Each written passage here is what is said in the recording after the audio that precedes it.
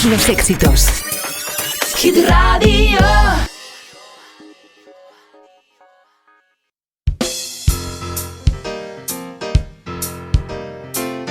Уважаемые граждане России, мое обращение к вам связано с той ситуацией. Deutschland haben heute die einzigartige Chance, den Menschen Europas und der Welt zu zeigen.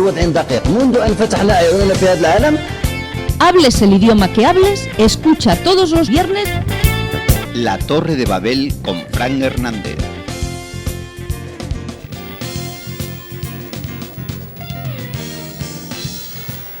Pues muy buenas, bienvenidos a este nuevo viernes ya en las puertas del fin de semana. Para muchos ya estarán de fin de semana, otros pues posiblemente no tengan fin de semana pues por su trabajo, pero nosotros de aquí les animamos a que nos escuchen si quieren sentirse pues acompañados. Como siempre empezamos esta Torre de Babel deseándole que estén todos los que éramos, y si son más mejor, que estén todos bien, que se encuentren en perfecto estado de salud y sobre todo eso, que sean buenos y que hayan hecho bondad en estos días que nos han separado desde el viernes pasado a este. Como cada semana, nuestro abogado hoy nos va a poner, pues bueno, sobre las dudas que tengamos al respecto del tema que vamos a hablar, pero no antes sin resolver la duda que tenía una oyente. Juan José, muy buenas. Buenas tardes. Gracias. ¿Qué tal? ¿Cómo estamos? Muy bien. Gracias por invitarme nuevamente a tu programa, Frank. Tú ya no eres un invitado, tú ya eres uno más. Ya saben que Juan José García de Alcaraz Vázquez, abogado, está aquí para resolver las dudas que ustedes puedan tener. Hay una oyente, Juan José, que nos decía respecto al programa de la semana pasada que ella es inquilina, está de alquiler en una casa con jardín, que por motivos X se ha quedado sin trabajo, que lleva 2 meses que no le puede pagar al propietario, y que llegó a un acuerdo con el propietario diciéndole que que ahora de aquí a 3 meses le pagaría los recibos que le debe, pero que mientras iría haciéndole pequeños ingresos.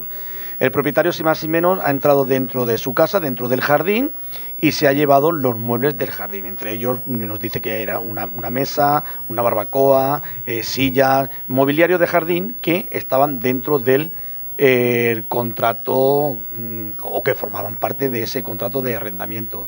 Juan José, ¿qué puede hacer nuestra oyente Teresa para resolver esto o cómo la podemos ayudar? Bueno, pues aquí en este caso, básicamente el contrato de alquiler es un contrato del que nacen obligaciones recíprocas para las partes, es decir, el arrendador tiene que cumplir con una serie de obligaciones, igual que el arrendatario. El arrendatario viene obligado al pago de la renta y en este caso el arrendador, si se ha pactado contractualmente, viene obligado a no solo respetar a que el arrendatario permanezca en la pacífica posesión de la vivienda, sino que si se ha estipulado expresamente que hay un mobiliario del cual iba a disfrutar la arrendataria y que iba a ser determinante en la fijación del precio de la renta, y resulta que se ha llevado dicho mobiliario, pues yo entiendo que sería un incumplimiento por parte del arrendador de sus obligaciones. Claro, ¿qué puede hacer nuestra oyente para poder solventar este tema de reclamar que le devuelva los muebles, una bajada en el importe del alquiler? Bueno, a ver, claro, le podría reclamar, oiga, aquí era esencial para el contrato que los muebles permanecieran dentro de la finca, ¿no? Y que no se los llevara, y además usted no puede entrar teniendo un contrato firmado con el arrendatario cuando le plazca, ¿eh? Entonces, claro, podría.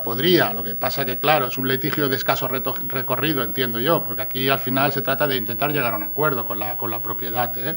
Uh-huh. Porque es poner un burofax requiriendo o interponiendo un burofax contra el arrendador exigiendo que cumpla, es decir, que vuelva a colocar los muebles donde estaban, o bien resolviendo el contrato, que sería otra opción que tendría el arrendatario.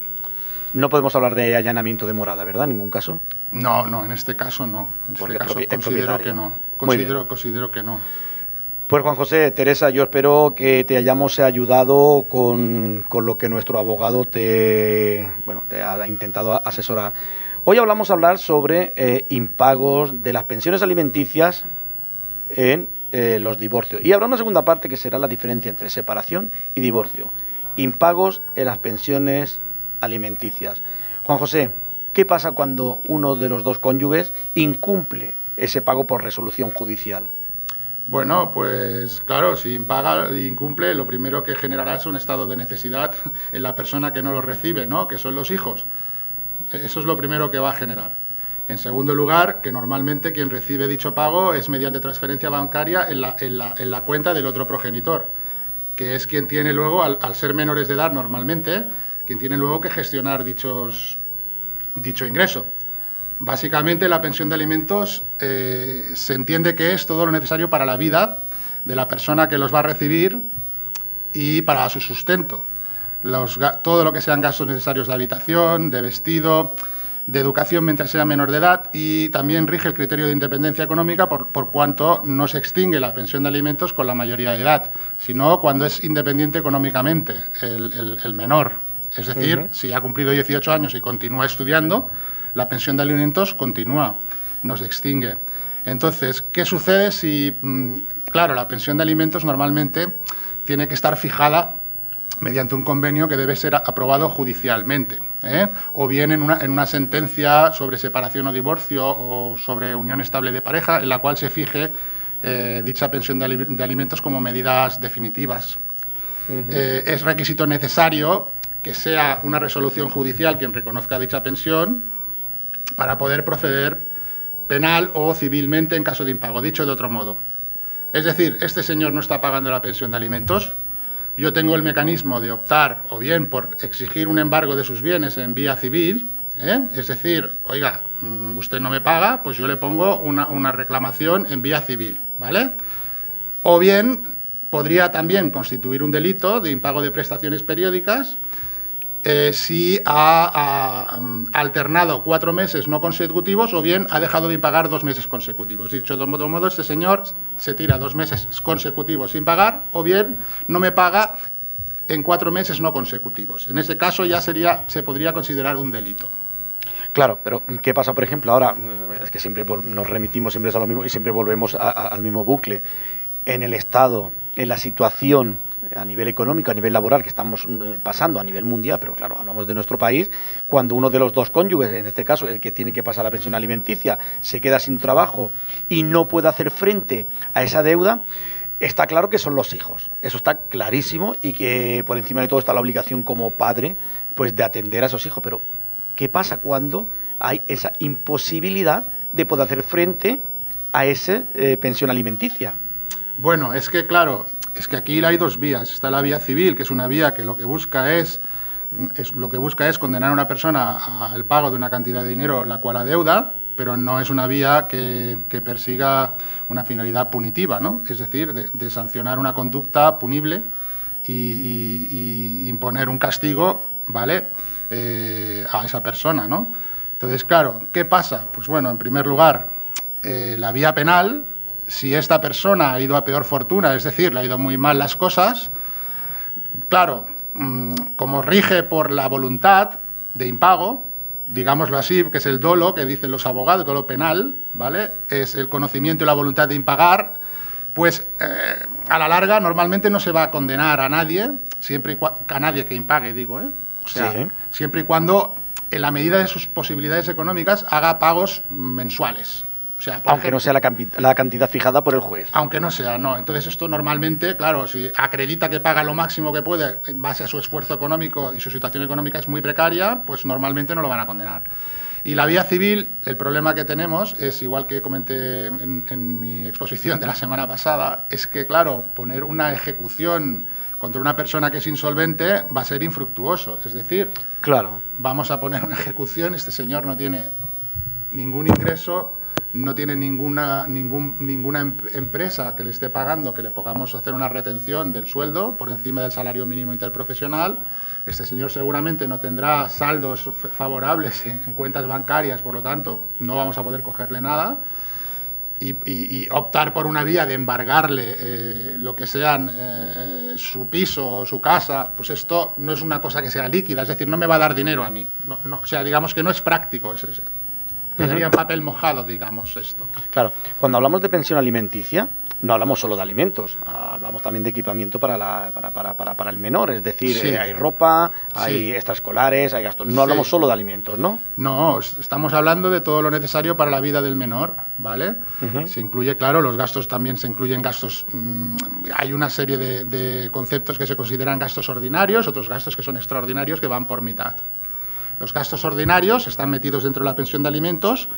Esos los tiene que pagar y se incluyen en el importe que está pagando la persona que está obligada a pagarlo, digamos, ¿eh? Y los extraordinarios van por mitad, tiene que pagar la mitad cada uno de los cónyuges. Los gastos extraordinarios normalmente son gastos, por ejemplo, no cubiertos de seguridad, médicos no cubiertos por la seguridad social, prótesis, por ejemplo, o en caso de que quieran apuntar al niño a actividades extraescolares o a colonias. Estos gastos normalmente van por mitades. Los libros de texto también se consideran extraordinarios, ¿eh? Con lo cual, entonces, esto a veces es fuente de mucha litigiosidad, es decir... Mucha disputa entre los cónyuges. Muchísimo. Me he encontrado muchos casos sobre estos temas y sí, es así.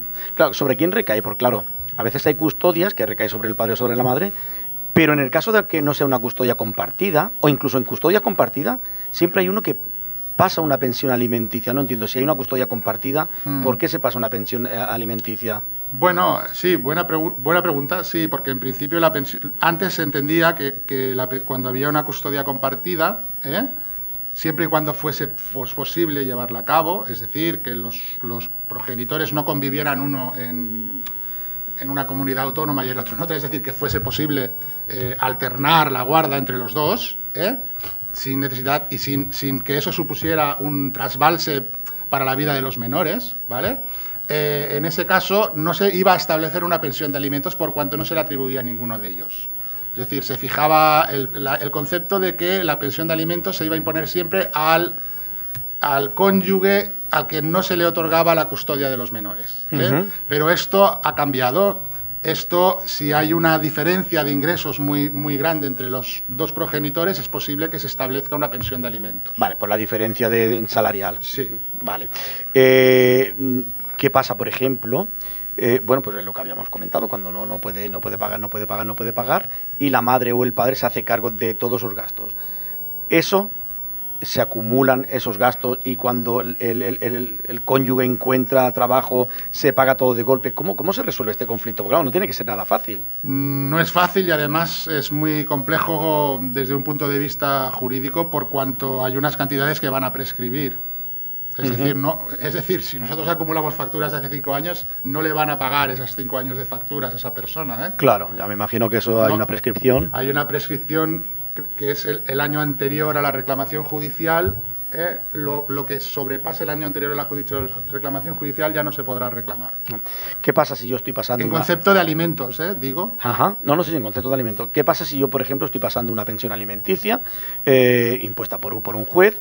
El niño o la niña, cuando cumple 16 años, termina su ESO, no quiere seguir estudiando y encuentra un trabajo y se pone a trabajar. ¿Tengo que seguir pagando la pensión alimenticia?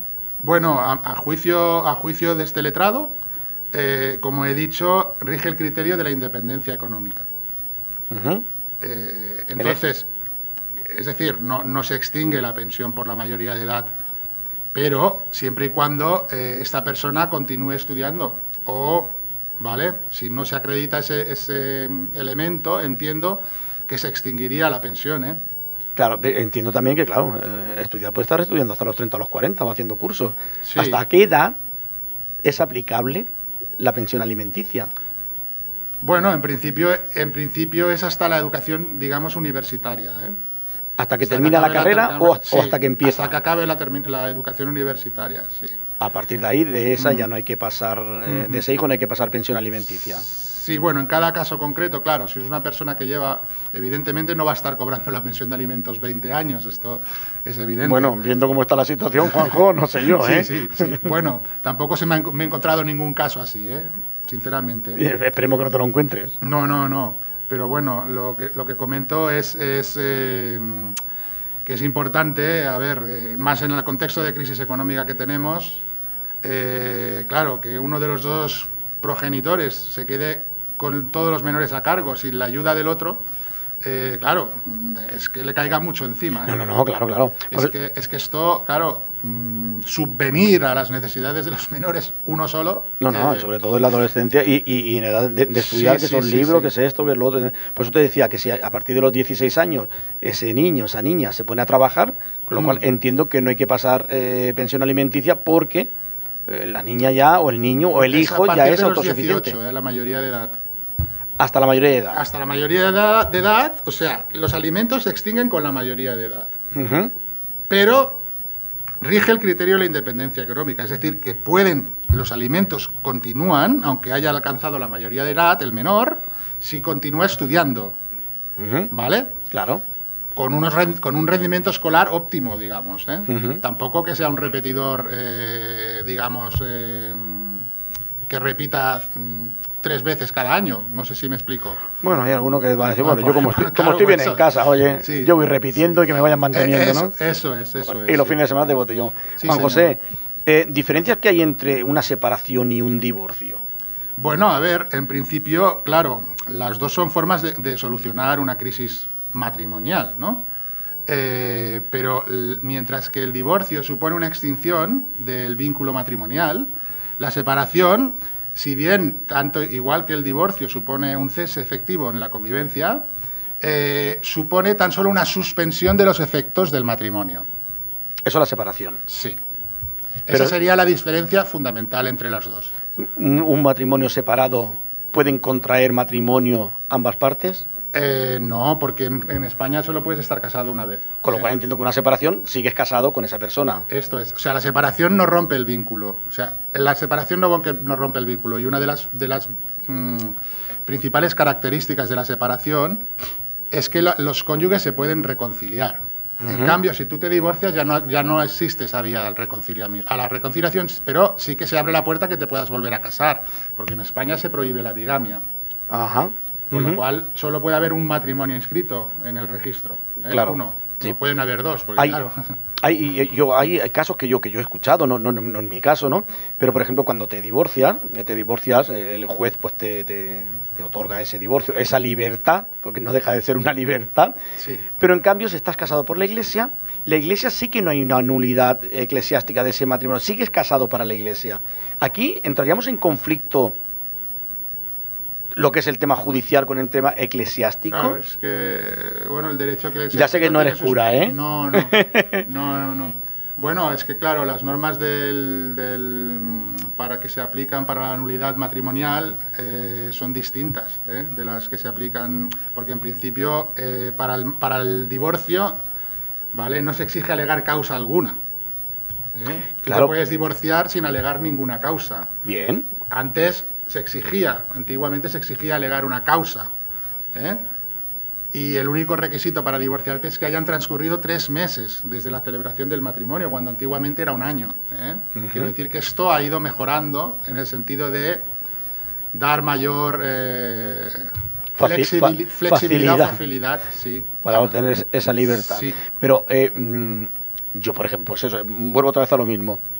Yo me divorcio, el juez me otorga ese divorcio, pero en cambio para la Iglesia sigo casada eclesiásticamente. ¿Me puedo casar? Bueno, si... No sé si la pregunta tiene trampa. No, es que igual, perdona... Si te pongo en un aprieto. ¿Quieres decir que si te divorcias civilmente no tiene efectos ante los tribunales eclesiásticos? Claro, evidentemente. Si yo me divorcio... porque un juez me otorga ese divorcio, pero si yo me he casado por la Iglesia no me da la nulidad. Ya. No, o sea, yo sigo casado en la Iglesia, pero divorciado en los juzgados. Es decir, ¿me puedo volver a casar aunque la Iglesia diga que estoy casado? Hombre, te podrás volver a casar, pero supongo que no podrás celebrar el matrimonio en forma religiosa. Pero me puedo casar por lo civil. Claro, porque vale. si en el registro civil consta que estás divorciado... No sería bigamia. Tu estado civil es divorciado. Aunque la Iglesia diga que no, que estamos casados frente a los ojos de Dios. En España, el estado civil depende de lo que dice el registro civil. Ah, perfecto. En el registro civil estás divorciado, No constituye ningún óbice para que puedas volver a celebrar matrimonio válidamente. Claro, yo te lo digo porque yo conozco un par de casos que dicen, no, pero es que la Iglesia me dice que no me dan la nulidad, por el motivo que sea, pero en cambio yo estoy divorciado en el juzgado y demás. A mí me pone ya que soy soltero. De hecho, cuando te divorcias, cuando pides un documento, no te dice divorciado. Sí. Te dice soltero. Sí. Con lo cual, has recobrado aquello, pero sin volver a 30 años atrás, ¿eh? Sí. Vale. Con lo cual, separación te sigue uniendo a esa persona, diríamos que sería un paréntesis para ver si se resuelve los conflictos matrimoniales. Sí. ¿Por qué? Solo para eso, ¿no? Simplemente. Bueno, básicamente con el divorcio se extingue el vínculo, por lo tanto se extinguen muchos derechos. La separación no los extingue todos, los derechos que nacen con el matrimonio. Ya. Sí, te entiendo. Entonces el divorcio viene a extinguir los derechos de separación, no los extingue todos. Pero bueno, ¿y entonces qué sentido tiene una separación? Si Bueno, tú no te pues, llevas bien con esa persona, una separación... Es que de hecho la mayoría de demandas son de divorcio, las que yo he tramitado, por lo menos. Bueno, también hay que decir... También hay demandas de separación. Que la separación es más barata, ¿eh? Bueno, pues yo no entiendo la razón por la cual es más barata, porque de hecho... Es lo mismo. A ver, lo que distingue la complejidad del procedimiento básicamente es si se van a celebrar una vista de medidas provisionales, lo cual la complejidad es mayor, y si, digamos, hay una disputa patrimonial entre los cónyuges muy importante y se trata de un patrimonio... O sea, que el patrimonio que hay que liquidar, hay muchos bienes y hay muchas operaciones que hacer, ¿vale? Y es muy compleja el acuerdo, ¿vale? Uh-huh. En esos casos es más difícil, claro. Eso justifica que la minuta sea más cara. Bueno, en cualquier caso, separación, divorcio, lo que está claro que los hijos no deben pagar los platos rotos de lo que sucede entre sus padres, y que esa pensión alimenticia y esos alimentos, vestir a los hijos, que es tan necesario, pues evidentemente hay que cumplir como padre o madre. Juan José García de Alcaraz Vázquez, nuestro abogado, él dice que es un invitado, no es un invitado, él es de la casa, pero él se sienta así. Juan José, venga, números de teléfono, página web, ¿dónde puedes localizarte? En este caso, como por ejemplo nuestra oyente Teresa, que le hemos resuelto esa duda. Bueno, me pueden localizar en mi teléfono móvil, que es el 652-562323, para consultas y agendar visitas. Y también en mi página web, que es www.gestjurisabogados.com. Mi despacho, también voy a decir dónde se encuentra, es en Tarrasa, calle de la Iglesia, número 3 primero, junto a la Casa de las Boinas y la Iglesia del Sagrat Esperit. Pues ya lo saben, si quieren ampliar pues esa información sobre los temas que vamos tocando con nuestro abogado Juan José García de Alcaraz Vázquez, ya lo saben, esa dirección. En el próximo, ya saben que pueden seguirnos a través de las redes sociales, a través del canal de YouTube Televisión de GIN Radio Barcelona. Ahí tendremos a pie de página, en la intervención de Juan José, vendrán todos los teléfonos, vendrán la página web y dónde poder localizarlo. Juan José, nos hemos llegado al final del programa de hoy. De la sección de hoy. Que cada vez se me hace más breve, señal de que cada vez lo disfruto más. Que sí. Sí. Pues Juan José, nos vemos la semana que viene. Vale, muchas gracias. La semana que viene. Ustedes no se vayan, porque tenemos una segunda parte muy, no sé decirles si terrorífica. Vamos a hablar con el doctor Adolfo Pellejero, nuestro psiquiatra, sobre psicópatas, asesinos en serie y demás. Esa conducta que aterra y que no sabemos si detrás de ellos se esconde un trastorno, o a veces, pues bueno, no sabemos qué tipo de personalidad. Así que no se vayan, porque volvemos enseguida.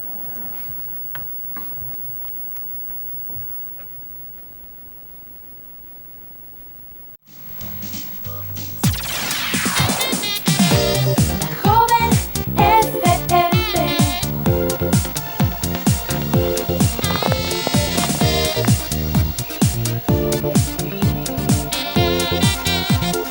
Hit Radio. Estás escuchando La Torre de Babel.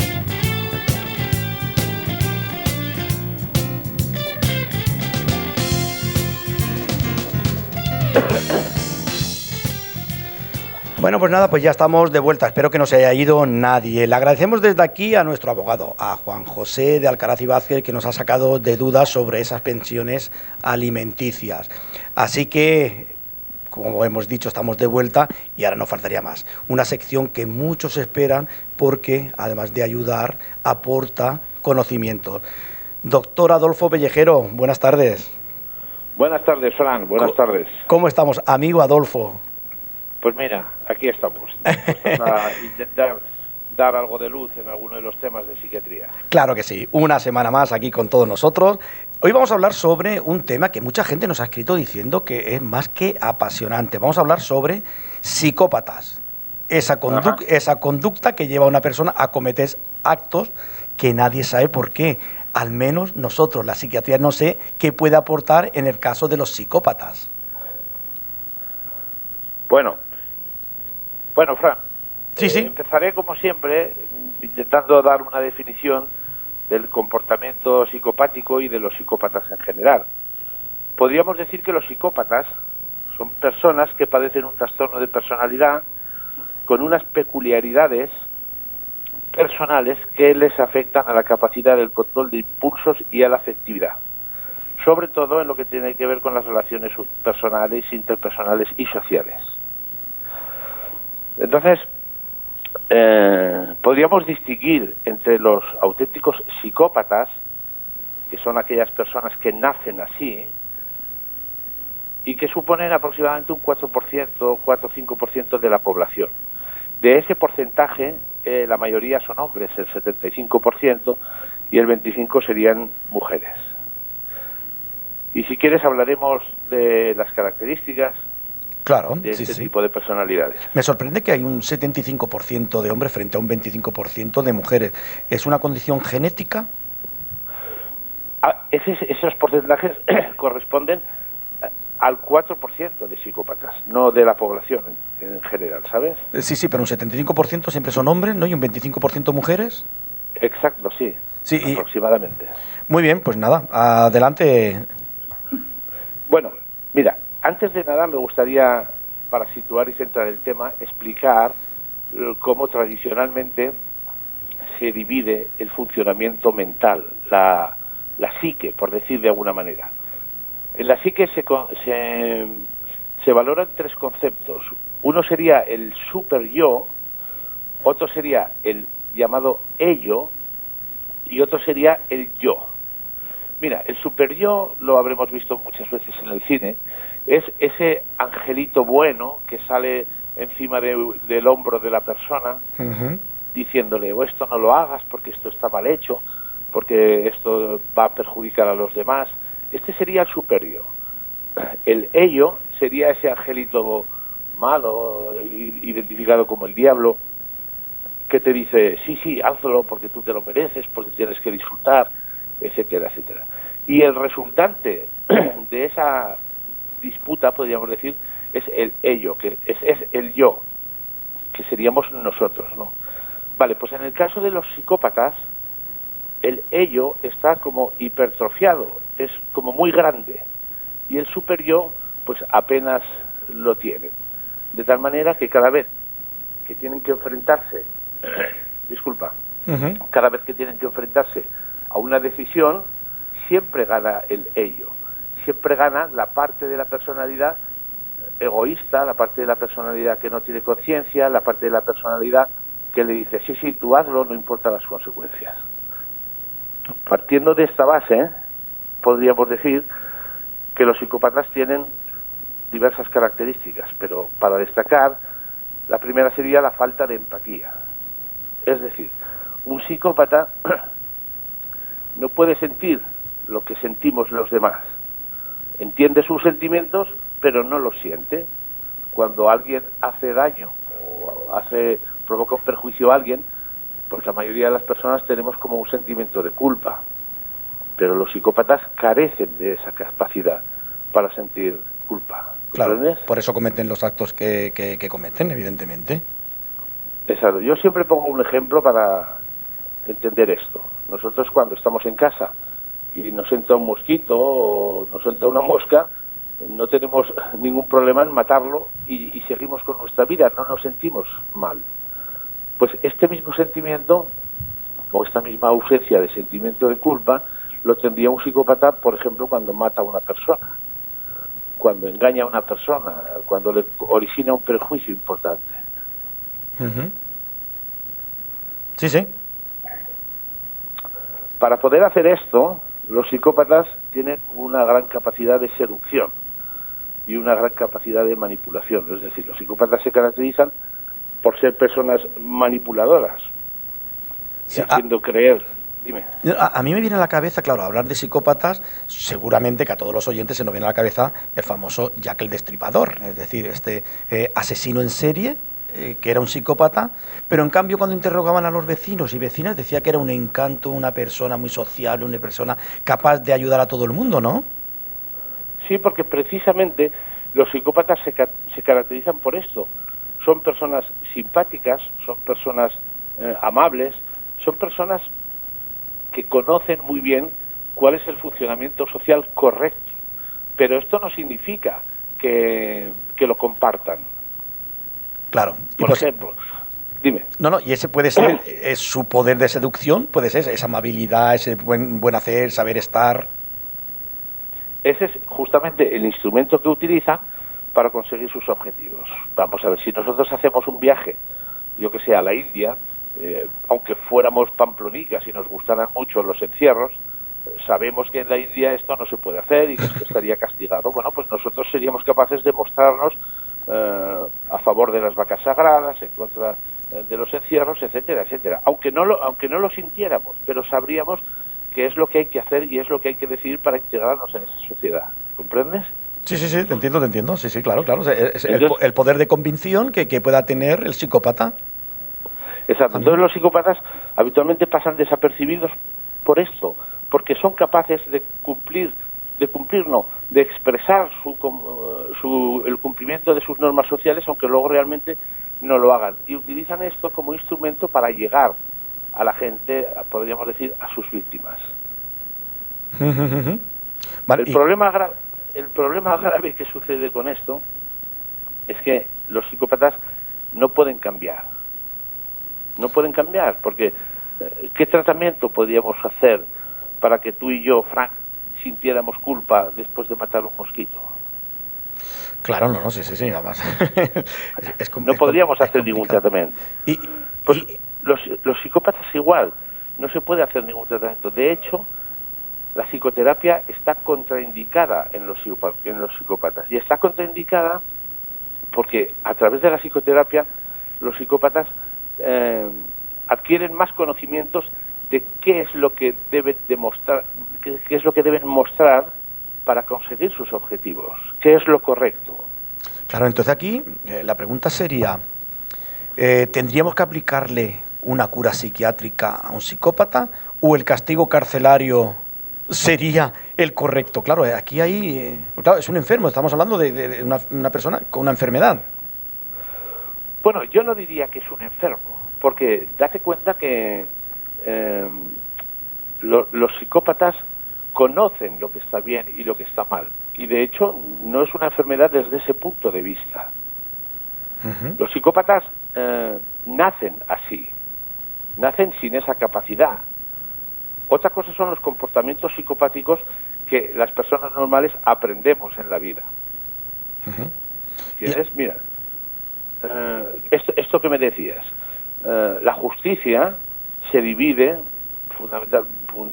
fundamentalmente o tradicionalmente en dos aspectos. La justicia rehabilitadora, que es aquella, como la que tenemos en España, que aboga porque las personas que han cometido un delito, después de un periodo de cárcel, se rehabiliten. Y luego está la justicia punitiva, que es la que, por ejemplo, hay en países como Estados Unidos, en los que se rehabilite o no, la persona tiene que cumplir un castigo y ya está, ¿no? Pasa igual un poco como con los violadores. A un violador no lo puedes rehabilitar, porque sus delitos tienen que ver con las conductas instintivas, y las conductas instintivas no responden a la fuerza de voluntad. Un violador en la cárcel puede estar 10, 15, 20 años y no tendrá comportamientos de violación, porque no tiene posibilidad de tenerlos, pero cuando salga de allí sí que los tendrá.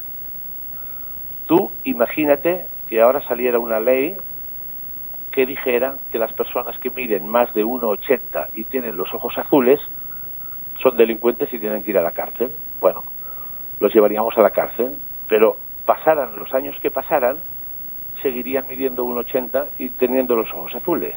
Está clarísimo. Mira, hay otro ejemplo que yo suelo poner. Imaginemos una línea imaginaria de 1 metro de longitud. Y en un extremo ponemos como paradigma de bondad a la Madre Teresa de Calcuta. Y en otro extremo, como paradigma de maldad, podemos poner a un psicópata famoso, Charles Mason o Mason, yo qué sé, un terrorista, ¿no? Donald Trump. Exacto, bien. Todo el mundo entiende que la Madre de Teresa de Calcuta, por mucho que hiciéramos, jamás se pasaría al extremo de los malos, por decir de alguna manera, ¿no? Uh-huh. En cambio, la gente no entiende que un psicópata jamás se pasaría al extremo de los buenos. Ya. Uh-huh. Entonces, claro, cuando un psicópata, y si nos referimos a los asesinos en serie, comete asesinatos y está en la cárcel, pase el tiempo que pase, cuando salga, volverá a cometer algún delito. Porque el sentimiento de la responsabilidad tampoco lo tienen, son por naturaleza irresponsables, nunca se sienten culpables por lo que hayan podido hacer. Al revés, la culpa siempre la tienen los demás. Ya. Entonces, ¿qué solución damos al psicópata? Porque claro, lo tenemos ahí al psicópata en un limbo que no sabemos hacia dónde. Claro, rehabilitar no puede. El castigo carcelario dura un tiempo, tiene fecha de caducidad, y cuando salga vuelve a delinquir y asesinar. Claro, ahí la solución estaría en una cadena perpetua. Claro, yo no sé, le pregunto a los jueces, ¿eh? Sí, a mi juicio sí, mira, yo sé que algunas de mis opiniones pueden resultar polémicas, ¿no? Sobre todo en este caso y en cosas que puedo decir a lo largo de la entrevista. Pero los leones son malos, los cocodrilos son malos, en sí mismos ni son ni buenos ni son malos, son animales que tienen una conducta instintiva y son como son. Uh-huh.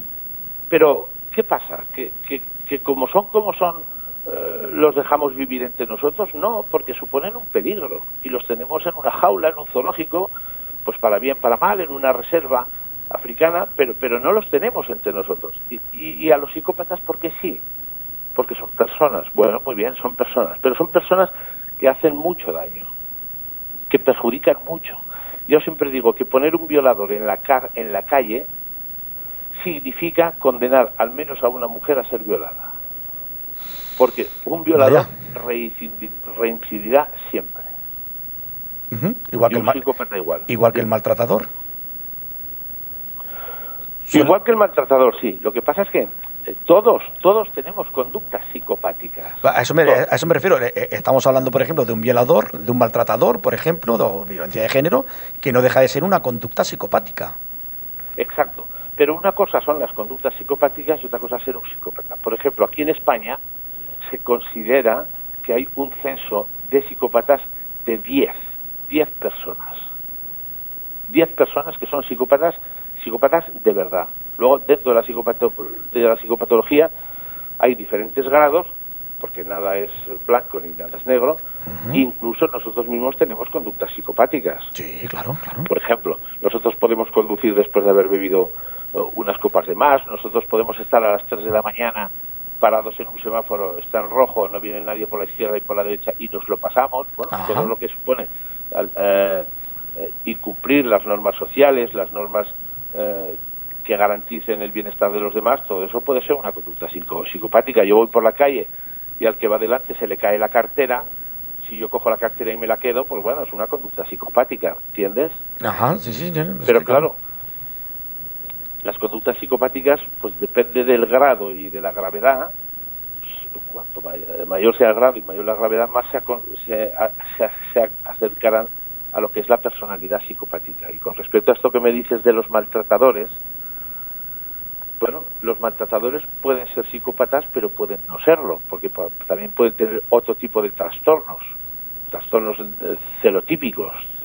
Un celoso seguramente acabará maltratando a su pareja, Seguro. pero no porque sea un psicópata, sino porque tiene un trastorno de aceptación de determinados comportamientos sociales, pues como que su pareja pues pueda salir de copas con otras personas o tener una cena de empresa, cosas de ese tipo. Yo he entendido, doctor Pellejero, no quiero malinterpretar ni poner en boca tuya lo que no has dicho. Yo entiendo que tu opinión es que el psicópata, esta persona que tiene una conducta pues asesina, puede ser asesino en serie, la mejor rehabilitación es la cadena perpetua, que no salga de la cárcel. A mi juicio sí. Y esto es, A mi juicio sí. y esto no sé, es una opinión generalizada dentro del sector psiquiátrico, dentro del colegio de psiquiatras, ¿o hay diversidad de opiniones? Pues como toda la vida hay diversidad de opiniones. Hay diversidad de opiniones como como en cualquier cosa hay diversidad de opiniones. Y los que opinan diferente, es decir, ¿cuál es la solución que dan a este tipo de conductas psicopáticas? Bueno, pues un término que se ha acuñado no hace demasiado tiempo y que todos hemos oído muchas veces, que es el buenismo. El buenismo. Las personas pueden tener capacidad para ser buenas personas, y en esto es lo que yo no estoy de acuerdo. Y yo tampoco. Exacto, por eso he puesto el ejemplo de la Madre Teresa de Calcuta. No, yo tampoco. Yo siempre digo que las personas somos así en esa condición, lo que dices tú, todos cometemos conductas psicopáticas en algún momento de nuestras vidas. Mira, El silencio de los corderos es una película muy famosa. Buenísima. Todos nuestros oyentes la habrán visto. El silencio de los corderos, bueno, refleja lo que es una personalidad psicopática, lo que es un psicópata auténtico. Sí, sí. ¿A quién, en su sano juicio, le parecería bien que ese psicópata, interpretado por Anthony Hopkins, viviera en la sociedad? ¿A quién le parecería bien? Pues Judy Foster, que está genial ahí también. Exacto. Menudo papel hace, una película de 2 personas y menuda película. Sí, es decir, no tiene intención de cambiar, él es así y cree que hace lo correcto también. Yo creo que muchas veces en este caso el psicópata cree que lo que está haciendo no está mal y que entra dentro de una conducta apropiada de él, de su conducta.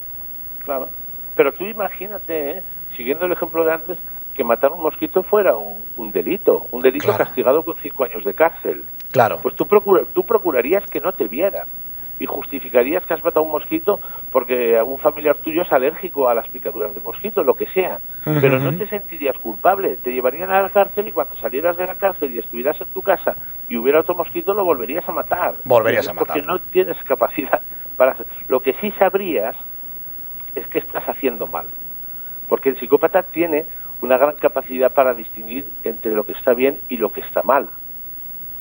Y precisamente por eso sabe utilizar mecanismos de manipulación, de seducción y de extroversión y de simpatía para poder conseguir sus objetivos. No sé si recuerdas tú el caso del asesino de los naipes, ese psicópata español. Sí, exacto, sí. En este caso, ¿cómo consideraríamos a este individuo? Porque además de asesinar, deja pistas, hace un juego del asesinato, se deja pistas a la policía a ver hasta dónde llega.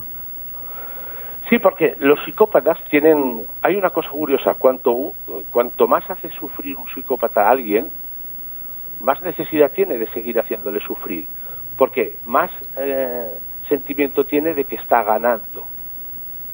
Claro.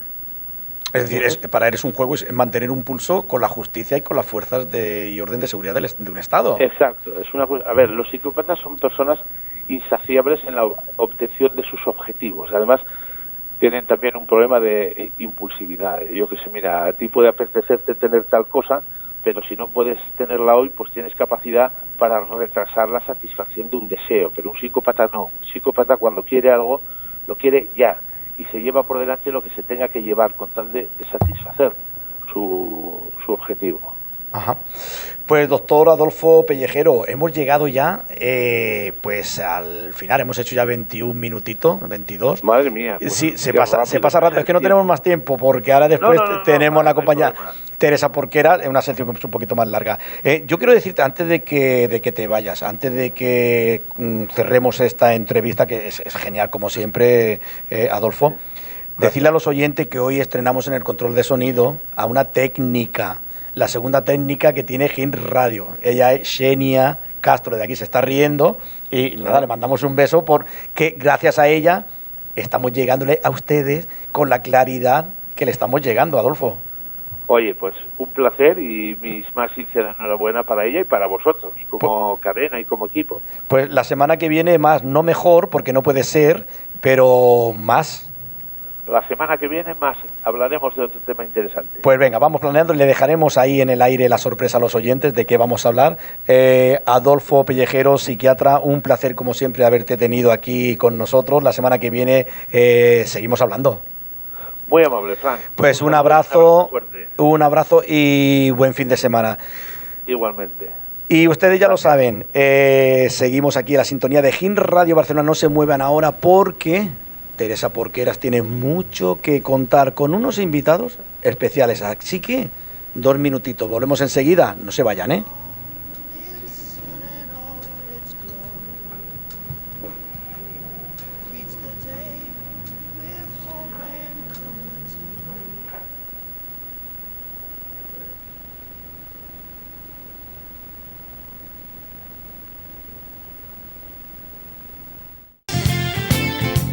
Estás escuchando La Torre de Babel.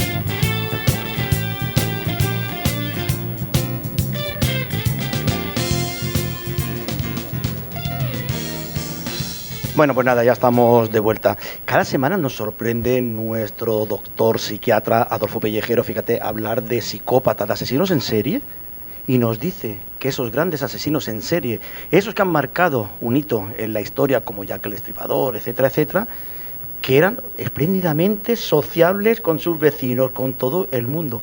Nos sorprende. Pero bueno, hoy vamos a hablar sobre el tema de misterio.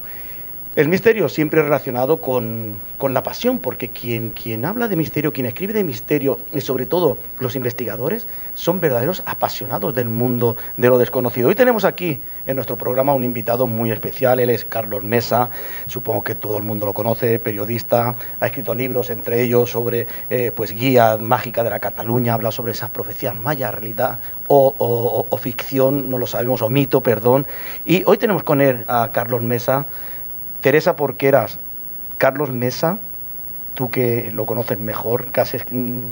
Es un gran periodista y amigo, y me gustaría que nos explicara más sobre Planeta Insólito, una empresa que tiene él, que dirige él personalmente, y está dedicada a ofrecer pues rutas esotéricas y de viajes por Cataluña, sobre todo por Barcelona, por Girona. Bueno, ya nos lo explicará él. Yo tengo muchas ganas de que nos lo explique. Pues no lo vamos a demorar más. Amigo Carlos Mesa, buenas tardes. Muy buenas tardes. ¿Qué tal? Yo no sé si nos hemos equivocado en algo, pero Carlos Mesa, periodista, investigador, aventurero, me imagino, como todo escritor, ¿no, Carlos? Bueno, cuando se podía, ¿no? Sí, ahora no, ahora tenemos que esperar. Oye. Se podía. Ahora es difícil, aunque me quedo sorprendido porque los grandes aventureros están de viaje. Siguen estando por ahí, Siguen los grandes aventureros, esos que no hacen ruido.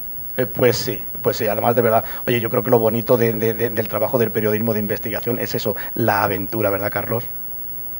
Uf, muchísimo. No sabes la de ganas que hay de salir de nuevo al mundo y de volver otra vez a compartir experiencias con la gente, ¿no? Que lo más bonito que hay es poder hablar con unos y con otros e indagar en este mundillo del misterio, ¿no? Sacar pistas y llegar a ciertas conclusiones. Fíjate, yo hoy me siento, Carlos Mesa, me siento como un querubín en una nube de algodón, porque a mi izquierda tengo a Teresa Porqueras, a ti por teléfono, Carlos Mesa. Más no se puede pedir en un viernes, en las puertas del fin de semana. Teresa, preguntabas tú a Carlos, Planeta Insólito. Todo tuyo, Teresa. Pues mira, Carlos, encantada de tenerte en nuestro programa. Bueno, el que debe estar encantado es vuestro presentador, porque al fin y al cabo la chica guapa eres tú. Muchas gracias, Carlos, muchas gracias. Pues Carlos, explícanos, estamos ansiosos. ¿Qué es Planeta Insólito? Pues es una empresa de rutas que se instituyó en Barcelona, en Cataluña, ya hace 10 años. Y bueno, yo creo que ya hemos superado la barrera. Allí estamos, ahí seguimos. Y lo bonito de esta empresa de rutas de esta agencia es que nos hemos especializado en el mundo del misterio, de lo esotérico, de lo paranormal, de lo simbólico, de lo iniciático, y nunca nos hemos apartado de ahí. Mientras otras personas, que siempre es lícito, otras empresas, tocan diversos palos y a lo mejor pues pueden tener una ruta dedicada al mundo misterioso de alguna población o de Barcelona, pues mira, nosotros lo hemos especializado al 100%, ¿no?, en todo lo que tenga que ver con el mundo del misterio. Barcelona está llena de enigmas, de misterios, a ti te atrapa Barcelona y de alguna manera esta sensación la compartes con todas las personas que van a tus rutas. Explícanos un poco, las personas que quieran acudir a tu empresa, Planeta Insólito, ¿qué pueden descubrir de tu mano si desean saber más sobre Barcelona? Pues mira, es muy fácil. Lo primero es conectarse a la página web, aunque estamos en un montón de empresas de terceros, de estas de tipo Atrápalo o Smartbox, estos que están en los supermercados, es decir, que por ahí nos pueden, en supermercados y grandes superficies, ¿no?, o el Snack o el Corte Inglés. Aunque estamos en esos lugares, lo mejor siempre es que el interesado o la interesada se conecte a este maravilloso mundo de Internet y teclee planetainsólito.es. Hay gente que pone planetainsólito.com y le deriva a .es, es la misma web. Y bueno, ahí va a haber todo el abanico de rutas que tenemos, que ahora mismo el problema que hay es que con el confinamiento perimetral de fines de semana no todas las rutas están funcionando. Yo ahora mismo me encuentro en Barcelona y claro, no puedo hacer nada que no sea en el ámbito de este municipio. Lo digo porque, por ejemplo, hay una ruta que se llama Girona Insólita, pero claro, no puedo ir a Girona durante los fines de semana. Y aparte, como tenemos esa limitación de grupos de no más de 6 personas, pues claro, las poquitas rutas que se hacen ahora, que son un par nada más durante el fin de semana, pues claro, es que se llenan en un momento. Estas prácticamente es poner entradas a la venta y en un coser y cantar ya están llenas. Y bueno, hacemos de todo. He comentado lo de lo de Girona Insólita, que es una ciudad maravillosa con un montón de secretos, sobre todo en el barrio judío, pero luego está esa Barcelona insólita medieval y del gótico y el neogótico, con tantos secretos ocultos por estas calles, pero también hacemos una ruta por el cementerio de Montjuïc, hablamos en otra ruta de la Barcelona masónica, dentro del mundo de Gaudí pues tocamos el Parc Güell y la Cripta Güell. Cuando estaba abierto, porque ahora está cerrado, al menos de momento, y todavía no hay fecha de apertura, pues nos íbamos al Museo de Montserrat para descubrir los grandes secretos de las obras de arte que están allí camuflados y que muy poca gente conoce que exista un museo que se pueda visitar dentro del monasterio de Montserrat. Y este domingo empezamos con el laberinto de Horta, que es un viaje iniciático a través de un laberinto que salió en películas tan populares como El Perfume. Pero bueno, también nos vamos a la Sagrada Familia, también nos vamos a descubrir la Barcelona de Los Ángeles, también tenemos otra ruta que la hacemos con otro periodista llamado Marriera, que es la ruta de la asesina del Raval, la famosa Enriqueta Martí. Enriqueta Martí. Y contigo tenemos esta de la maldición de Jacint Verdaguer, hablando de temas de exorcismos, y yo contigo porque tú eres prácticamente la estrella. Cada vez que se abre esta ruta hay un montón de gente que quiere conocerte y quiere saber más sobre el tema de los exorcismos y del satanismo, sí, que todo el mundo ha oído hablar que Teresa Porqueras está especializada en estos temas y quiere conocerte. Uy, qué mala fama voy a tener. Teresa Porqueras es esa gran desconocida. Carlos, una pregunta, fíjate, me ha llamado la atención cuando has hablado de la Barcelona judía y esas salidas a Gerona, la Gerona judía. Oye, ¿con qué parte judía te quedarías como más atractiva? A mí, yo tengo mi opinión personal entre Barcelona y Gerona, la ciudad de Girona. Pues mira, yo me quedo con el museo. A mí el museo ya desde el primer momento me fascina. Barcelona. Evidente, El museo Barcelona. ¿Me estás hablando de Barcelona o de Girona? No, ¿con cuál te quedas de las rutas judías? Para ti, ¿cuál es más atractiva? ¿La judía Barcelona o la judía Girona? Girona, sin lugar a duda. La parte de Barcelona le damos mucha importancia porque es nuestra ciudad, ¿no? Y estamos muy orgullosos todos de ella. Pero Girona fue la segunda patria de Israel. O sea, todos los exiliados, los que estaban en ese éxodo permanente, consideraron Girona como su segunda patria, ¿no? Y además prácticamente es cuna de la Cábala. La Cábala no nace en Israel, la Cábala nació aquí en Occidente. Sí, es lo que te iba a decir. Digo, para mí es mucho más atractiva la parte de Girona. Oye, ¿qué nos vamos a encontrar? Antes de nada, una pregunta. ¿El aforo o el número de visitantes que pueden ir en grupo está limitado? ¿Pueden ser, cuando pase todo esto, 50, 60, 100? No, normalmente cuando no teníamos estas limitaciones los grupos eran de 20 o 30, porque también cabe pensar que si entras en el Gótico de Barcelona tú no puedes llevar allí 100 personas, no porque haya algún impedimento, porque con la tarjeta de guía oficial de turismo tú te puedes mover libremente, ¿no? Y ahí están todos esos grupos que venían en los transatlánticos cuando era posible, sino más bien porque no se trata de hacer grupos turísticos, se trata de hacer grupos donde la gente se lo pase bien. Y claro, un grupo más o menos de 20 por el barrio gótico, yo creo, bajo mi punto de vista, que es imposible, ¿no? De moverlos y que todo el mundo lo disfrute. Así que suelen ser 20, y si es en algún sitio más descubierto, que también lo hay, pues puedes llevar hasta 30 personas sin ningún problema. Pero ahora mismo, ya te digo que estamos limitados a 5 más el guía 6, porque es lo máximo permitible por la Generalitat de Cataluña, ¿no? Y bueno, no he comentado otra cosa que también está últimamente funcionando muy bien, es que estamos haciendo conferencias online casi todos los miércoles con esto de estos aplicativos, ¿no? Del Zoom y el Microsoft Teams, y está funcionando muy bien. Sí, ¿qué tienen que hacer la gente? Lo que yo me esperaba, la verdad. ¿Qué tienen que hacer los oyentes para poder hacerlo a través online?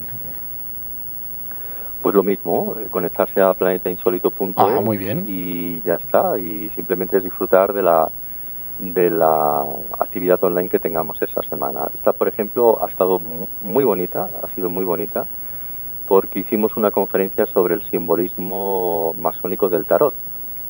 Y mira por dónde, contamos con la inestimable ayuda de Patricio Díaz Silva, que es el autor de un tarot masónico que fue publicado bajo la editorial Lo Escarabeo. Este hombre es chileno y nos grabó un poquito de su sapiencia en un vídeo para que la gente lo disfrutara, ¿no? Y este miércoles próximo hacemos la ruta del laberinto de Horta en 360 grados, porque lo tenemos todo grabado en este tipo de formato que ahora se ha puesto tan de moda, ¿no? La famosa realidad virtual de 360 grados, y lo vamos a hacer por el laberinto de Horta. Igual que el domingo estaremos presencialmente en el laberinto de Horta, el miércoles que viene lo haremos de forma online, porque claro, fue poner las entradas a la venta y 5 se vendieron en un momento, claro, no queremos dejar a la gente fuera. Así que el próximo miércoles lo haremos online. Y como digo, resultará interesantísimo porque no sabes la cantidad de símbolos iniciáticos que contiene este lugar. Es sencillamente espectacular. Pues me parece más que interesante. Y además una cosa, no sé si sabes, Fran, que Carlos es masón y no se oculta de ello. Quiere dar a conocer a las personas lo que es realmente el movimiento de la masonería. Incluso entre sus rutas hace rutas muy interesantes a logias de Barcelona. ¿Es esto verdad, Carlos? Sí, cuando se podía, que ahora también costará muchísimo, ¿no? El otro día, hace poco, yo no pertenezco a la masonería regular, sino a la otra, ¿no? A la mixta, a la de hombres y mujeres. Pero de todas formas, ya tanto lo que es la regular, que es la Gran Logia de España, como lo que es la irregular más importante, la Gran Logia Simbólica Española, ya han dejado claro a través de medios de comunicación que bueno, que ellos permanecen cerrados, que no se pueden hacer detenidas Y además, ni para nadie. Perdóname, Carlos, que te interrumpe. Además, yo doy fe de ello porque yo hace unos años tuve la gran ocasión de poder entrevistar al gran mestre de la logia y sí, dijeron, aquello es una de eso para hombres y están cerrados, lo que tú dices, es cierto, ¿eh? Sí. Óscar de Alfonso, que es el gran maestre de la Gran Logia de España, ya envió ese comunicado diciendo que estaban cerrados y que no se pueden realizar tenidas de ningún tipo, ¿no? Y claro, con estas limitaciones de 6, menos todavía, porque para que una logia sea justa y perfecta tiene que constar de mínimo 7 personas, ¿no? Así que es imposible. Y si los masones ni tan siquiera se reúnen, pues mucho menos se puede visitar, ¿no? Que mucha gente me pregunta, oye, ¿y se pueden visitar las logias? Digo, bueno, en principio se podían, pero claro, costará mucho volver otra vez a visitar una logia. Yo creo que todavía tardaremos prácticamente un par de años, ¿no? Porque mucha gente está ahora que se sale con lo de la vacuna sin tener en consideración que eso implica que, primero, que se tiene que fabricar a nivel más de mucha masificación, ¿no? O sea, que tiene que haber vacunas suficientes para todos. Eso es imposible, o sea, es que España está a la cola, porque Estados Unidos ya se ha comprado y pagado de anticipado 10 millones de vacunas, más la cadena esa de frío que tienen que estar bajo menos 70 o 80 grados, y resulta que aquí no tenemos infraestructuras para poderlo hacer, es decir, que habrá sitios de estos que te aparecen por televisión que te dicen que van a albergar la vacuna, pero claro, después hay que llevársela al CAP correspondiente, y el CAP no tienen la infraestructura necesaria para poder suministrar estas vacunas. Por lo tanto, imagínate la que nos han vendido, y lo que quiere decir esto es que hasta dentro de un par de años es que es imposible que esto se esté distribuyendo por ninguna parte. Por lo tanto, tenemos que ser muy conscientes de que estos lugares que están cerrados en estos momentos, por las circunstancias que sean, pues van a seguir estando cerrados durante no muchísimo tiempo. Pero fíjate que nos vayamos mentalizando de ello. Que ahora, Carlos, ha salido la competencia de esta vacuna que necesita frío. Los rusos saben que han sacado una vacuna que su efectividad dicen que es un 92% y no necesita frío porque viene, creo que en polvo o algo así, y con lo cual no necesita frío. Ya estamos aquí entrando en una dinámica de competencias ahí a nivel de Estados Unidos. Y pues sí, los rusos dicen no, un 2% más y además no necesitan frío porque es en polvo. Pues mírate que como funcione, porque enseguida veremos si está funcionando o no está funcionando, más de uno se va a tirar de los pelos, porque resulta que va a descubrir que los países comunistas son los que se van a convertir en primeras potencias mundiales. Absolutamente, iba a decir yo lo mismo, y digo, absolutamente, en potencias mundiales. Tú fíjate, una vacuna con un 92% de efectividad y que no necesita frío, con lo cual su almacenaje... Espérate a los chinos, que no han dicho nada, pero ya... pronto dirán algo. Bueno, ellos bastante tienen con comprar bares y restaurantes, Carlos? Ya... dime, Teresa. Pues mira, que no sé si sabías, Fran, que hace unos años yo ya conocía a Carlos y me invitó a hacer uno de los viajes que hace, que ya estoy deseando de que pase todo esto del COVID para que vuelva a hacer viajes, uno de los viajes más bonitos que he hecho nunca, que fue un viaje a Rennes-le-Château en busca de la tumba de María Magdalena. Explícanos, Carlos. Y el priorato de Sion. Pues esta ruta es maravillosa. Priorato de Sion, sí, y el famoso priorato de Sion. Mira que estas cosas, hay mucha gente que dice, bueno, todo esto ya se ha desclasificado y tenemos mucha información y sabemos que gran parte de todo el mito de Rennes-le-Château se puede tumbar, ¿no? Porque no existe. Pero cada día te acabas sorprendiendo de algo.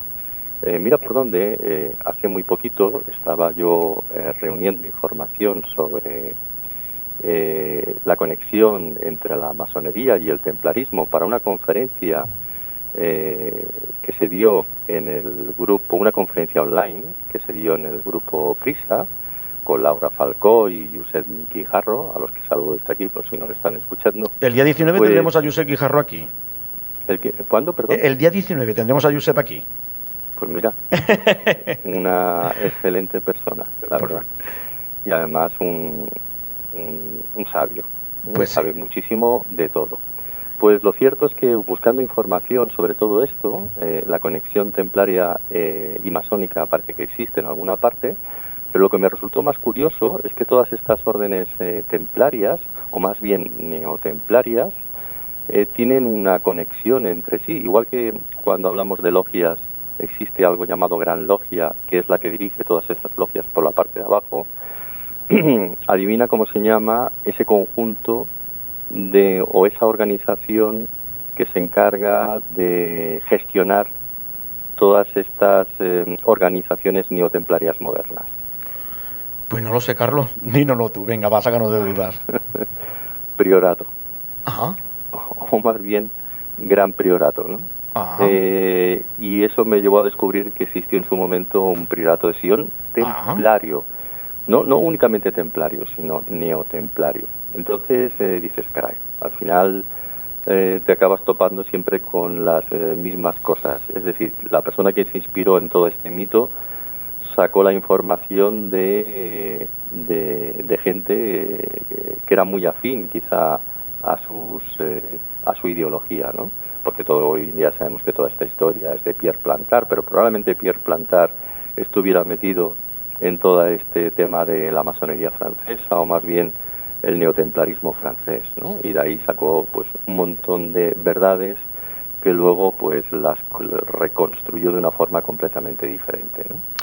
Y el tema de René Château es especialmente interesante por lo que comentaba Teresa, que bueno, sigue estando allí. Tenemos esta iglesia de Rennes-le-Château y es una iglesia muy interesante para ver, porque en el mismo momento que te adentras a ella empiezas a contemplar una serie de símbolos.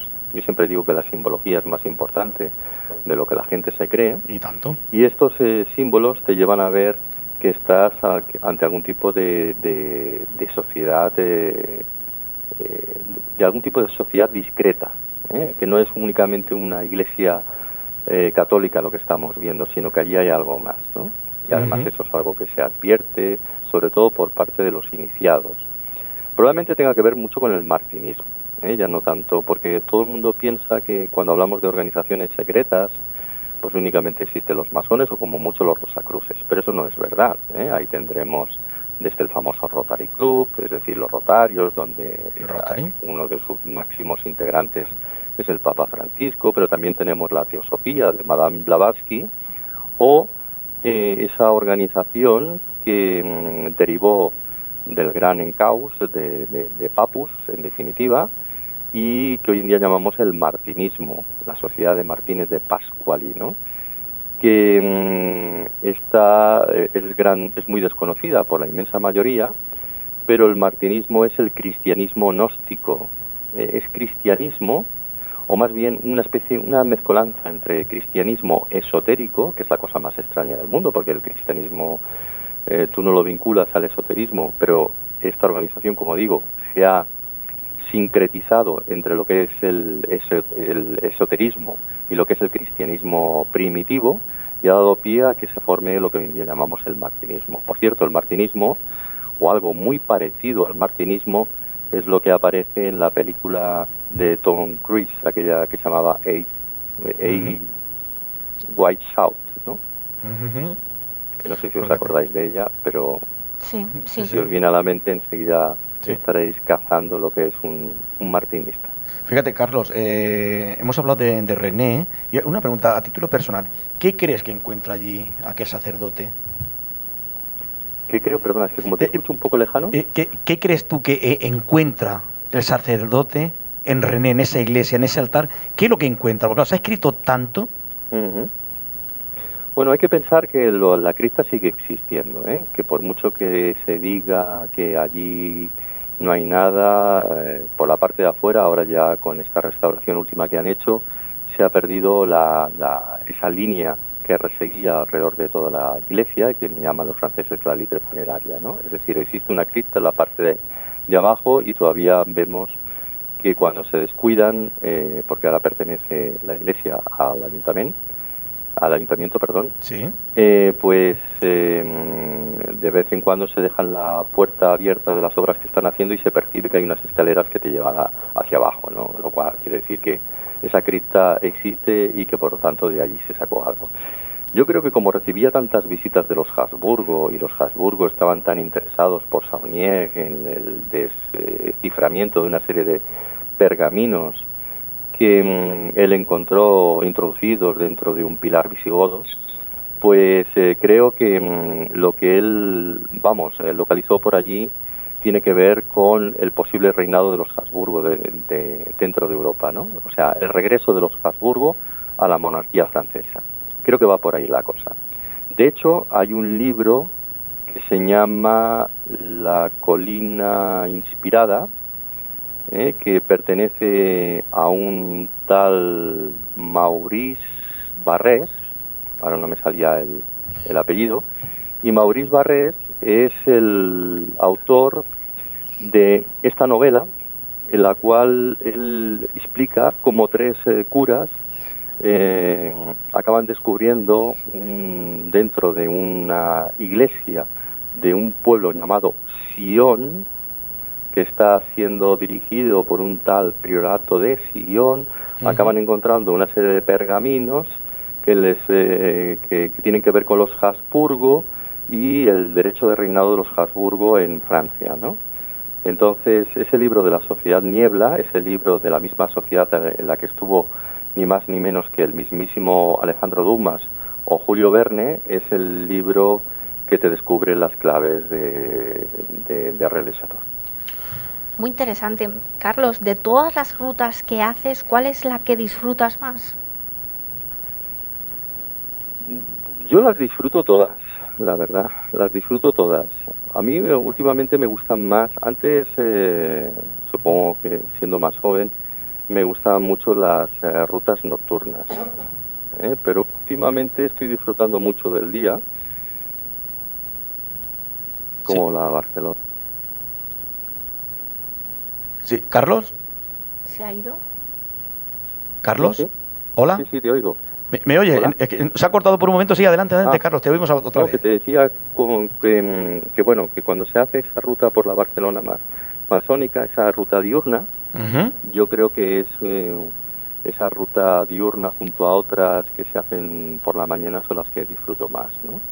Porque es muy, no sé, muy halagüeño el poder ver cómo va saliendo el sol durante el día, y ese sol, bueno, pues lo vives y lo experimentas mientras estás dando explicaciones a la gente, y aparte pues te permite a media mañana, cuando se podía, hacer un café en algún sitio, esa es la ir con magia. la gente, interactuar, y no solamente estar allí dando la chapa, sino poder interactuar con la gente, de verdad, que es lo mejor que puede haber, ¿verdad? Carlos, como nos quedan pocos minutos, hemos hablado de tantas cosas que yo ya no sabría por dónde empezar.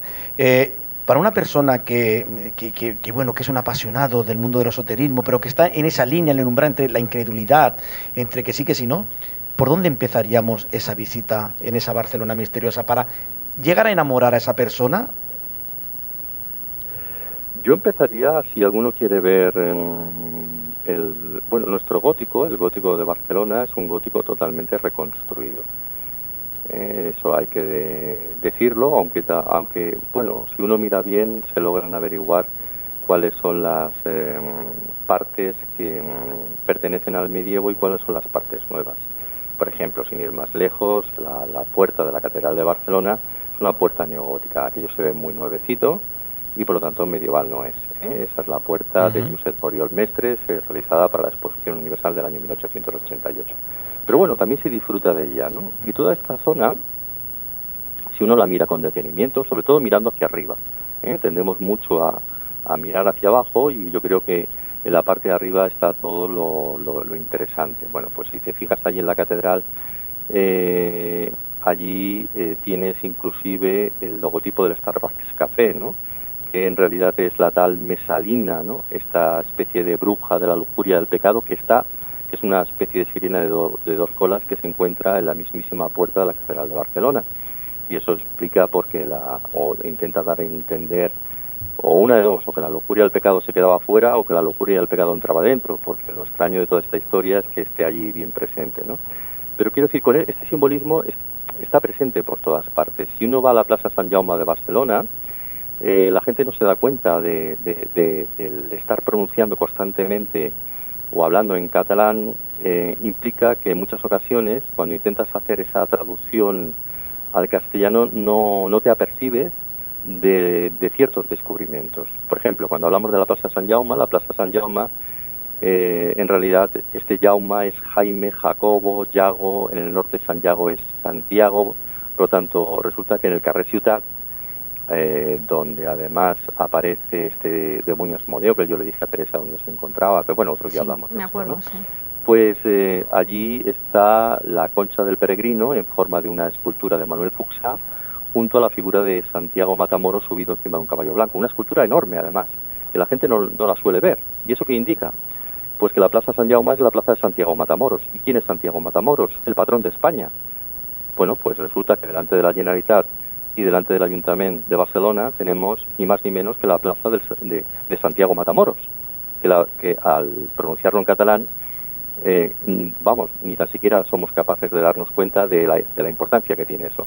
¿Y eso qué quiere decir? Que muy próximo a todo este lugar hay una iglesia que se le conoce como la iglesia de Sant Jaume, y esa iglesia de Sant Jaume era en realidad la antigua sinagoga menor de los judíos, porque todavía tenemos por allí un símbolo en la parte de arriba, que es la famosa estrella de David.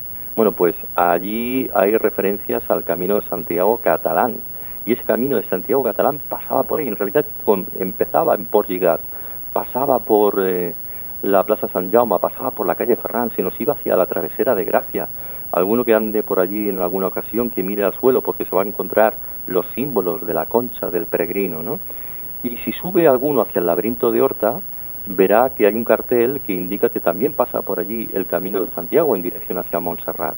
Y claro, como no podía ser de otra manera, entonces ese laberinto que pasa por delante del Camino de Sant Jaume, teniendo en consideración que el Camino de Sant Jaume o el Camino de Sant Jaume, el Camino de Santiago, es en realidad el juego de la oca, que de eso también podríamos hablar largo y tendido, pues eso nos indicaría que la casilla del laberinto puede tener muchísima relación con el laberinto de Horta.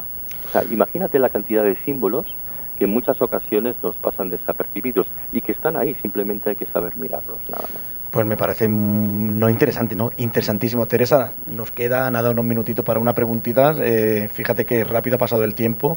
Adelante, Teresa. Pues que en estas rutas son muy recomendables para todo el mundo que quiera saber un poquito más de Barcelona, y además incluso tienen también la parte oscura, porque ahora recientemente, no hace mucho, que hacen una ruta sobre la vampiresa, la famosa Enriqueta Martí. O sea, Enriqueta Martí, hablando sí. de sangre, hablando de vampiros en plena Barcelona. La de burguesía que se ha lavado con jabones, no vamos a decir, para no ser morbosos. Carlos Mesa, y a los oyentes, www.planetainsólito.es. Nada, nos hemos quedado ya sin tiempo. Hoy, Carlos, nada, decirte, tú que eres un hombre que has estado en Radio Nacional, en ABC.radio, en Onda Cero, yo que sé, en la cadena SER, en tantos sitios, por fin te tocaba estar en una de las grandes, en Hit Radio Barcelona. En Hit Radio, ¿no? creo que en alguna ocasión en el pasado estuve por aquí. Lo que pasa que, claro, mi mente ya me empieza a fallar. Tengo 55 años, pero creo que estuve en alguna ocasión por aquí con Alfonso Trinidad. Hombre, con el amigo Alfonso, le vamos a mandar un beso de aquí a Alfonso. Alfonso, yo estoy enfadado con él porque llevo ya más de, no sé, un año, Fran, que nos vemos, Fran, que almorzamos, Fran, que sí, que quedamos, y al final, nada, no nos vemos. Así que, Alfonso, te espero aquí. Pues vive muy bien en Sitges. Bebe muy bien. Pues, amigo Carlos, muchas gracias por haber estado con nosotros. Ha sido un placer, nos has instruido, hemos conocido algo que no conocíamos sobre ese Camino de Santiago catalán, y ya sabes que aquí tienes tu casa para cualquier cosa, con lo que quieras, presentaciones, lo que te dé la gana. Esta es tu casa, Carlos. Muchas gracias, un abrazo muy fuerte. Muchísimas gracias a vosotros por haber contado conmigo y haber pensado en mí, y nada, a ver si tenemos la posibilidad de ya no hacerlo de forma online, sino hacerlo presencialmente, que es lo más bonito que pueda haber. Claro que sí, te esperamos aquí en el estudio para tomar un café. Pues un abrazo y será hasta la próxima, amigo Carlos. Un abrazo fraternal para todos. Hasta luego. Teresa, interesante, ¿verdad? Es muy interesante. Llegar al laberinto con eso. Yo siempre, no sé si estás de acuerdo conmigo. Fíjate, la simbología en las iglesias, en las grandes catedrales, es el manual para entender lo que allí se vivió. Claro. ¿Es que sí? Piensa que la gente en el medievo no sabían leer, no sabían escribir y los símbolos para ellos les guiaban en la vida. Así que era muy importante esa iconografía en iglesias, en paredes, para que la gente que vivía en los pueblos pues supiera qué era y qué no eran las cosas. Yo cuando entro en una iglesia o en una catedral, la gente que me ve pensará que soy un poco Paco Martínez Soria, que dirá, este no ha entrado nunca en la iglesia, porque voy con la cabeza y voy mirando, buscando símbolos, buscando simbología, me paro en una columna, empiezo a mirar, y la gente dirá, ¿qué busca? Pues busco eso, simbología, entender lo que allí se vivió la historia, que nos lo han dejado escrita, en modo de símbolo. Teresa, hemos llegado al final, la semana que viene más. La semana que viene tendremos también a Joan Piquer. A Joan Piquer, casi nada. Bueno, pues lo dicho, Teresa, nos hemos quedado sin tiempo, nos vamos a ir despidiendo ya. Ustedes, los que están aquí, de verdad esperamos que hayan disfrutado con nuestro abogado, con el psiquiatra, con Teresa, con Carlos Mesa. Les invitamos a que la semana que viene vuelvan a estar aquí con nosotros. Como siempre le digo, en el control de sonido, gracias a ellos, ha estado Xenia Castro, Sandra Cariñena, Carlos Castro también, y aquí un servidor quien les habla, Fran Hernández. Feliz fin de semana y les esperamos a todos la semana que viene. Así que un abrazo y disfruten del fin de semana.